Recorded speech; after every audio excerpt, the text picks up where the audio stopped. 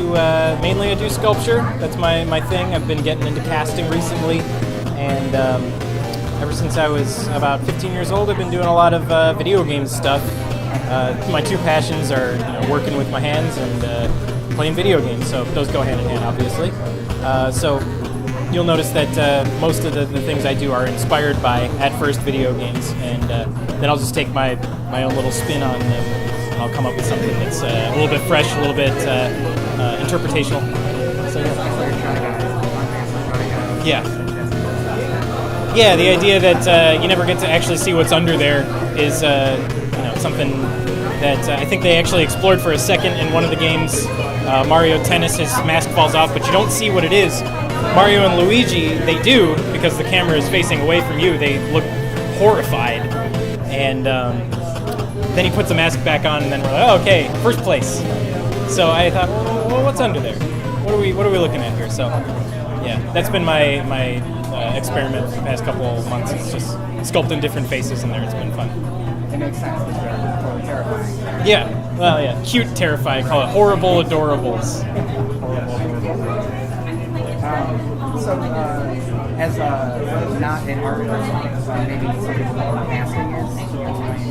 Oh yeah, what I'll do is I'll sculpt first in a oil and wax-based clay, and then I'll take that master sculpt and then I'll put it into a just like a little box mold, and then I'll pour silicone over both of them and make a two-part cast or a casting mold, and then I'll take a two-part resin and just make copies of it. That way I've got like the base, and then I'll work off of that. So the Shy Guys all come in no-face mode, and then I'll take some polymer clay and I'll put it in there and I'll just sculpt a new face, and then I will bake that and paint it up. So it makes it a lot easier, a lot faster. That way I'm not making a bunch of different little Shy Guys. It's all plastic. Then there are some that I just straight up from soup to nuts make a polymer clay, like the Zelda Hylian at Rest is the latest one that I've done. It's all polymer clay, a one-off. You're only going to ever find one of those. There's only one in existence, and there only ever will be one. So I see. So it's more like mass producing. Kind of. Well, I wouldn't say mass. I would say like streamlined environment. Yeah. I would say batch producing instead of mass. It's still a short run, but it's a run nonetheless. Yeah. I see. Okay. So how did you get into? Well, you explained that it just was a natural evolution of playing games. Did you have any formal training in this sort of thing? Or just No. I never went to school for sculpting or for art or anything. I was interested in art history when I was in high school because I had a really good art history teacher, and I guess I just took it a different direction. Instead of more studying art and composition and things like that, I just decided to take it into my own hands. There was a video game back in 1995 called The Neverhood, which, if anybody knows, is a claymation PC point-and-click adventure game, which I loved, and that's basically what got me into actually using clay. I said to myself, well, I like these two things. I like clay and I like video games, so I'll put them together. So I, for a while, just instead of buying action figures, I bought clay and made my own action figures. And at some point, my dad said, hey, that one's really good. Don't throw it off the balcony. I said, okay. So I baked it and I painted it, and from there I just kept doing the same thing over and over again. And the first ones that I ever did were awful. They were just not good at all, and I had no skill at all. And my dad was the first to tell me, he said, that's terrible, that's not a good one. You shouldn't bake that one. He was my quality control. But after a while they started to actually get good enough to where I could trade them for haircuts and what else? Meals. I traded them for meals a couple of times. Actually, yeah, the first time I traded it for a haircut, and then I went to a show. My now wife said, "Hey, you should go to the video game convention," which I was just going to go to play Mario Kart all day. But she said you should bring a couple and see if you could sell them. I said, "All right, I'll try." And after that, I just kept doing it. And again, my first ones were really bad. I had no skill at all, but I kept doing it because I liked doing it, and I ended up getting pretty good. I think I'm at the pretty good stage right now, so hopefully in a couple of years I'll be very good. And then after that I'll die, and then all this stuff will be much, much more valuable, so keep that in mind, folks. I plan on dying. And you should buy it now. You're trading of your art for goods and services. Yeah. To be able to see. And, I don't know if you ever saw the Jackson Pollock movie with Ed Harris. I don't, but I'm aware of Jackson Pollock's Life and Times. Yeah, apparently he would do that sort of thing where he would buy beer with his paintings. Him and Albert Pinkham Ryder are my inspirations for how I am as an artist. Albert Pinkham Ryder did the Death on a Pale Horse, which is actually at the museum in town, which is cool that we have one of his. But he lived really hand to mouth, and by hand to mouth I mean he didn't really sell anything. All he did all day was paint, and that's kind of where I am some days, where I eschew traditional work, and I'm like, no, I've got this like load of things I gotta paint, so I'm not even gonna bother with it. I'm just gonna paint today.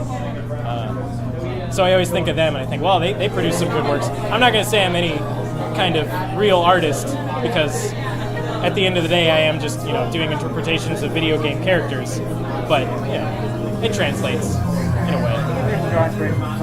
Yeah, and so long as I can get a haircut or an oil change for a sculpture I do, I think I'm doing pretty good. So I guess what's next then? Do you have any other galleries lined up that you'll be bringing things to? Or? Galleries, I work pretty closely with Rick and Sergio from Sans Oceana, which is on the wall here. We usually run pretty close to what we're working with.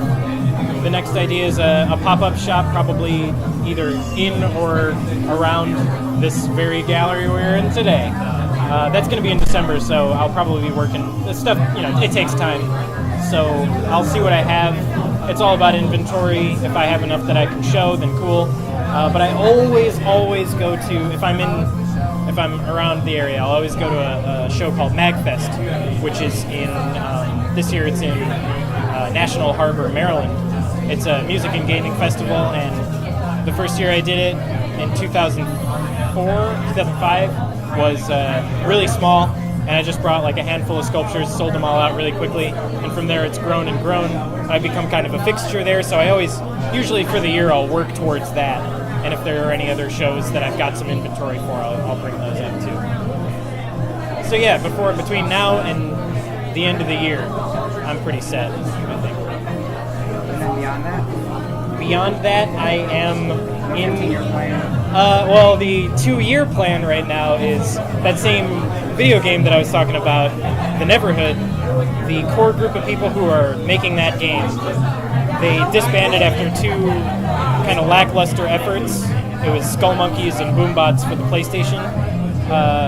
After kind of lukewarm sales on that show, or on those 2 games, they disbanded and they started to do their own things. Well, thanks to Kickstarter, they all got back together and they crowdfunded a new point-and-click claymation adventure game called Armacrog. And I got in touch with the guy back last year, around this time last year, and I asked them if they needed any help with any projects. And they said, perhaps. And so when Armacrog was announced, I threw my hat again in there, and they said that I was at the top of their list if they needed anybody for any practical sculpting or mold making or foam running or latex or anything like that, which they very well might need. But I'm still waiting on a yes or no on that, and that should be early January. As I should get a please come out to Southern California or stay behind. So I don't know. For the time being, I'm just gonna lay low and keep doing what I'm doing, and bolster my portfolio. That's what I do. I do it because I really like to do it, and I'm not very far removed from the person who just sits in his basement making models and painting them. It just so happens that people like to buy what I make, so that's cool. So, was that already funded, that Kickstarter project? Well, I had gotten in contact, but the first time I talked to the guy's name is Mike Dietz, is the main guy who's putting this project together. And I work for I used to work for a company called the Monster Makers, which is here in Lakewood. It's a special effects company.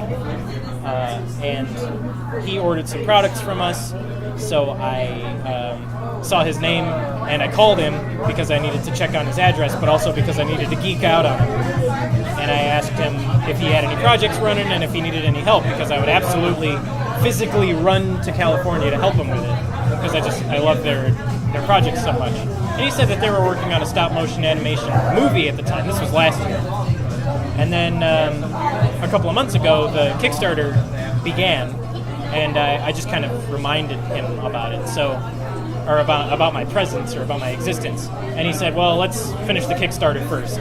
So the Kickstarter started and finished with a couple 100,000 extra. 'Cause you know how this Kickstarters work. They ask for some kind of money, but then they get this amazing amount of money, which just spurs them on to make a really cool project. So it hadn't yet been funded when I had asked if they needed any help. And then afterwards, they said that I was at the top of their list for any kind of practical work. Sculpting work, I think they want to shore that up because that's their trademark. But there's a lot of things that artists don't like to do, especially on set, like making their running foam latex is kind of a pain in the butt, and doing molds and all that, set making, all those things. They could really use practical sculptors or people who have an eye for that. And my style really runs close to the kind of thing that they would be looking for. So at the time, it hadn't been funded, but now it's a greenlit project, and it should be done by June or July of next year. So hopefully, I'll get in on the ground level when they're actually doing a lot of the sculpting and the producing of the actual game. Here's hoping. I would love to do it. If not, then I'll just keep doing what I'm doing because it's profitable, it's fun. Cool. I've hit where I want to go. What's that? I've hit where I want to go with this stuff. So, any parting words? If you're ever going to fight on a train, fight on top.